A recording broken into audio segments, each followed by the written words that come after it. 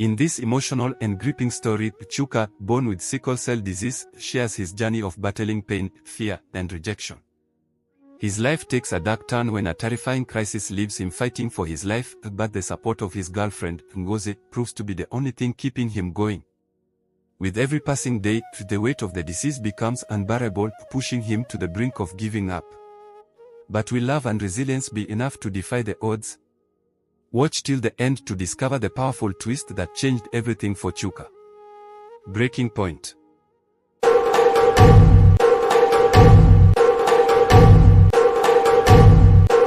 It was a night I'll never forget. A night where the pain nearly consumed me, where I was trapped between life and death, and I wasn't sure if I'd ever wake up. The agony felt like fire coursing through my veins, every pulse of my heartbeat resonating like a sledgehammer against my bones. I was alone with my thoughts, and no one knew what was happening to me. No one knew how close I was to slipping away. The pain grew unbearable, and all I could do was pray. But even that didn't seem like enough. My name is Chuka, and I was born with sickle cell disease. In the small village I grew up in, we didn't know much about it. All I knew was that I was different. My blood cells weren't shaped right. They were crescent-shaped, which meant they couldn't carry enough oxygen. It caused pain, severe pain. When I was little, I didn't understand it, but as I grew, it became harder and harder to hide. Sickle cell had been with me since birth, like an unwanted shadow. I had gotten used to it, learned how to manage the pain, and how to avoid people finding out. As a child, I'd miss school, not because I didn't want to go, but because the pain would come without warning. When it did, I couldn't do anything but cry. My parents did their best, of course. They were loving and kind. But in our village, there were no doctors who could help me. So, I was forced to suffer in silence. When I was 7, my family moved to Lagos. The city was different, busy, noisy, but full of opportunities. My parents thought I'd have a better life with better access to doctors, hospitals, and medicine. I remember feeling a strange sense of hope. Maybe here, I wouldn't be so sick all the time. Maybe here, I could finally be like everyone else. But I was wrong. In Lagos, there were hospitals, yes. But there were also crowded streets, noisy classrooms, and a whole new set of challenges. It was here, in the bustling heart of Nigeria, that I learned just how much my illness would shape my life. As I grew older, the pain didn't just stay the same, it worsened and always seemed to come at the worst times. I learned how to cover it up, how to smile through the pain, and how to give excuses for missing school. Sometimes, I'd tell my friends that I had a cold. Other times, I'd make up some story about my family needing me. But deep down, I knew I was lying. At 15, I ventured into the world of dating. The thought terrified me. How could I explain to a girl that I had sickle cell? How could I share my secret when all I wanted was to be normal? The fear of rejection loomed larger than ever. I didn't know what to do. One evening, I finally summoned the courage to tell a girl I had been interested in, Ngozi. She was kind, smart, and beautiful, but anxiety gnawed at me. I liked her a lot, however, I was scared. Scared that if I divulged my truth, she'd run away. "You're really sick?" she asked one evening after I'd been absent from school for a few days. She had noticed the change in me, and I knew there was no hiding it anymore.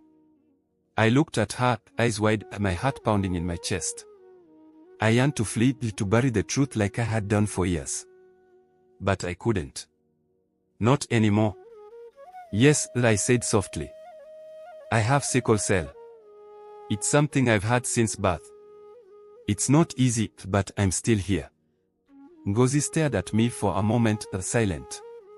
She looked scared, and I couldn't blame her. Who wouldn't be frightened? "I don't know if I can handle this," she admitted after a long silence. I felt my heart break. Would this be how it ended before it even began? But to my surprise, she wasn't walking away. Instead, she reached out and held my hand. "I can't promise that I'll understand everything, but I care about you, Chuka," she said. "We'll figure it out together." That was the first time I ever felt like I wasn't alone. I was no longer hiding, or no longer pretending that everything was fine. Ngozi was there for me, and even though the journey was tough, she made it bearable. We spent more time together, and slowly, I began to reveal everything, the pain, the doctor visits, the constant fear that one day, it might be too much. But just when things seemed to be looking up, something terrible happened. It was late one night, just like any other.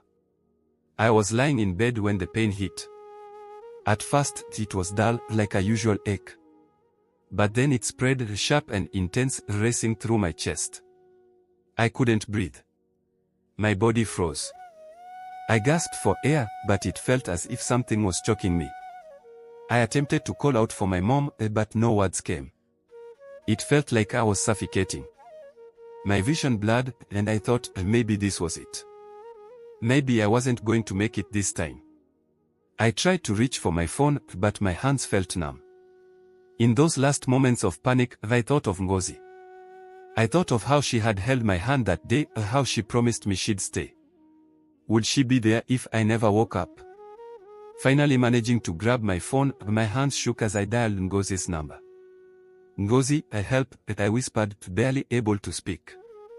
"Please," I don't remember much after that, only flashes of light, the sound of voices calling my name, and the overwhelming fear that I might not make it. When I woke up, I was in a hospital bed, hooked up to machines. The beeping of the monitors was the only sound in the room. Ngozi sat beside me, her face pale and tear-streaked. She looked exhausted, as if she hadn't slept in days. "You're awake," she said, her voice shaking with relief. "You scared me, Chuka. You really scared me." "I'm sorry," I whispered, my voice hoarse. "I didn't mean to. I thought this might be it." She squeezed my hand, tears spilling from her eyes. "Don't say that. You can't give up on me. You can't give up on us." But I could sense the fear in her eyes. She was scared. And who could blame her? Every time I got sick, I came closer to the edge. I could feel it, the darkness. The fear that one day, I wouldn't wake up. The days that followed were filled with more tests, more medication, and more visits to doctors. But the pain didn't go away. It lingered just under the surface, like a shadow waiting to consume me. And yet, even as the crisis worsened, Ngozi stayed by my side. She didn't leave. She didn't run. And as much as I wanted to protect her from this, the sickness that threatened to take me, I knew that I couldn't do it without her. But just when things began to stabilize, the twist of fate sent my life spiraling into chaos. My family received a call that our house in the village had been completely destroyed by flooding. We learned that my parents were safe, but they had lost everything, their entire livelihood. Struggling to cope with the crisis, they moved back to the village while urging me to stay in Lagos so I wouldn't have to leave school. Now the layers of pain were piling on.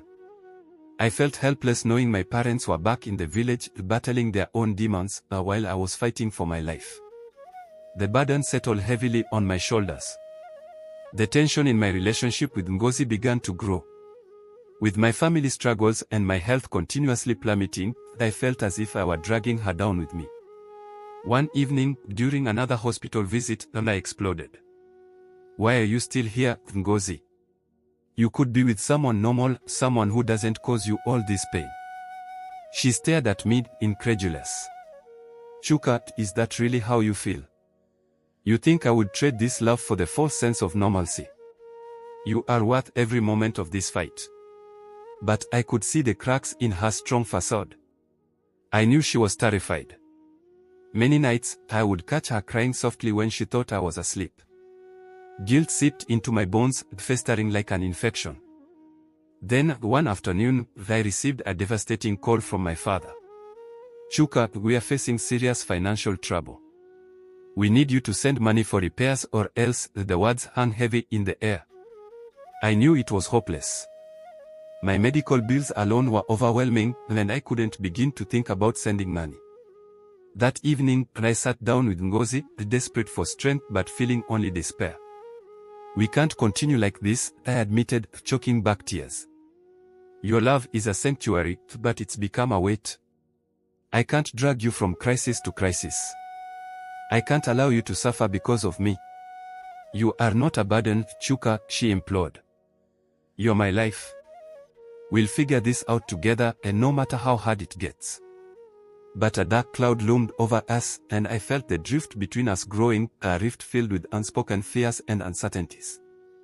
I began to pull away emotionally, convinced that distance would protect her from the inevitable heartbreak. It became a vicious cycle of agony and false hope. Then came the tipping point. One fateful night, after returning from yet another painful battle with my illness, I found a note slipped under my door. It was from Ngozi. Chuka, I need some time. I can't watch you suffer like this anymore. I love you too much to let this break you or us. With those words, my heart shattered. As I lay in bed, the realization hit me. I didn't just lose the girl I loved, I lost the best part of myself. The feeling of loneliness washed over me like a wave. I was fighting for my life, yet I was losing the one person who had fought alongside me through it all. I grasped the pain within me, realizing that holding it in wouldn't set me free, it would drown me. It pushed me to confront my fears head-on. The next day, I made a decision. I called Ngozi and asked her to meet me. I had to pour my heart out to tell her that I was wrong to push her away. I had to own my feelings, embracing both the darkness and the light. Under the sprawling branches of an old tree in the park where we first shared a moment, I met her. There were tears in her eyes, and I struggled to find words. I'm sorry, Ngozi. I was so afraid of losing you that I tried to push you away. I need you. I can't fight this battle without you. Her expression softened, and she stepped closer. Then let us fight it together, Chuka. I'm not going anywhere. I chose you, and I choose you every day. It was as if a heavy fog had lifted, allowing hope to shine brightly through the cracks. I held her tightly, the warmth of her embrace grounding me. From that moment, I vowed to stop viewing my illness as a weight but rather as part of our journey. I wouldn't give up on love, life, or on us. The months that followed were not easy, but they were ours. We navigated the storms together, learning each other's strengths and weaknesses. I opened up about my fears, my vulnerabilities, while she shared her own struggles and triumphs. One rainy evening, while we watched a movie, I reached for her hand. You're my safe harbor, Ngozi. No matter what happens, I'm so grateful to have you. The laughter returned, and so did the light. We created new memories, found joy in the little things, a shared meal, sunsets, and even hospital visits were transformed into moments of connection. Just when I thought we were finally on the path to healing and happiness, the unexpected struck again. An opportunity arose for Ngozi to pursue her studies abroad. It was her dream, something she had worked incredibly hard for. Yet, the thought of her leaving filled me with anxiety. I can't bear the idea of you going, Ngozi. What if I have another crisis? What if you find someone better? She looked at me, conflicted. Chuka, this is what I've always wanted. I love you, but I also have to think about my future. The internal struggle was unbearable. I didn't want to stand in her way, but the fear of losing her resurfaced like a tide, relentless and overwhelming. I wrestled with emotions, encouraging her to chase her aspirations while tearing myself apart inside. Finally, in a moment of vulnerability, I told her, you should pursue your dreams. I don't want to be the anchor holding you back. I've already caused you so much pain and worry. I want you to be happy. But I was a fragile being, teetering on the edge. The thought of her leaving felt like a deep betrayal, even if I rationally understood it was a chance for her growth. The days leading up to her departure were filled with sorrow and silent goodbyes. I could hardly let her go, not when I felt my own future slipping away. When she left, it felt as if a part of me went with her. The silence in my heart was deafening. I became a shadow of the boy I once was. My health deteriorated, and each crisis felt like a heavy reminder of the emptiness in my life. Weeks passed in a blur. I tried to channel my pain into creativity, starting a journal where I poured my heart. But my progress was nowhere to be found. I sank down, spiraling into despair. Then came the darkest day of all. Caught in the grips of another painful episode that I barely managed to call for help. Lying there, gasping for breath, I felt empty. I drifted in and out of consciousness, visions of Ngozi swirling through my mind. I thought maybe this was my end. I wasn't ready to go, yet I had no strength left to fight. But when I woke again, it was not just to a hospital room filled with beeping machines, it was to the warm warmth of Ngozi's tears as she cradled my hand. Though she had been gone, she was now right at my side, fierce as ever. Chuka. I was so worried about you. I couldn't lose you. I came back as soon as I heard. With her by my side, I fought back, embracing her gestures of love and care. Gradually, I reclaimed my life piece by piece, realizing it wasn't just about surviving but about living. The two of us made a pact that as long as we had each other, we could conquer whatever life threw at us. Months passed since she returned, and together we forged a new path. We both agreed to chase dreams hand in hand. Each hospital visit became a testament of love, and even difficult moments became bearable because we faced them together. We sought out a different way of managing my sickness, finding hope in new treatments and therapies. It required effort, both physically and emotionally. Each session was grueling, but with Ngozi holding my hand, each breath felt a little easier, a little lighter. Then came a moment that felt terrifying, the job offer in a different country, an opportunity for me to contribute to research on sickle cell disease. It could make a significant impact, both for myself and for countless other patients. I wanted to pursue it, but the weight of responsibility lay heavy in my heart.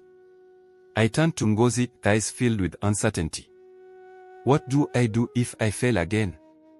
What if my body doesn't allow me to? What if we're separated once more? She smiled softly, then we'll face it together, and no matter where life takes us. You're my partner in every battle, Chuka. You always will be.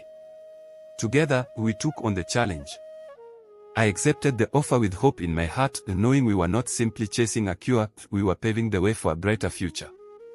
Years passed, filled with many bumps on our journey, but we learned to celebrate every small victory, the laughter, the tears, and the love woven into every moment we shared. Now, as I sit here watching Ngozi prepare dinner, a huge smile graces my face. Life isn't just about surviving sickle cell, it's about thriving, it's about loving fiercely, and it's about never losing hope even when the odds seem insurmountable. That night in the hospital was just one of many close calls. But it wasn't the end of my story.